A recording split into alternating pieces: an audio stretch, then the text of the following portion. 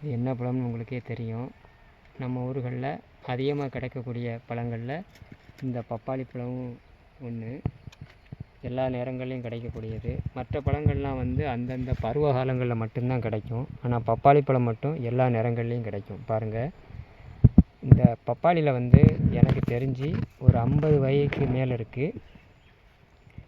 எல்லாமே நல்ல வகைகள் தான், நல்ல பழங்கள் தான். ஆனால் இந்த பழங்களை நாம் யாரும் கண்டுக்கிறதே இல்லை. அதி அற்புதமான பலன் தரக்கூடியது.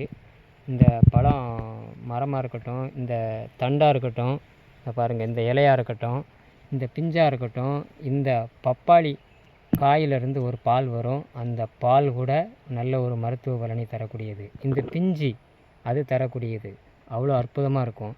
இந்த பப்பாளி பழத்தை நாம் சாப்பிட்டு வந்தோம் அப்படின்னா பாருங்கள், அவ்வளோ அற்புதமாக இருக்கும். நீரிழிவு நோய் இருக்கவங்க சாப்பிட்டு வந்தாங்க அப்படின்னா அவங்களுக்கு வயிறு தொல்லைகளே இருக்காது. ஆனால் அதிகமான கனிஞ்ச பழங்களை சாப்பிட வேண்டாம்.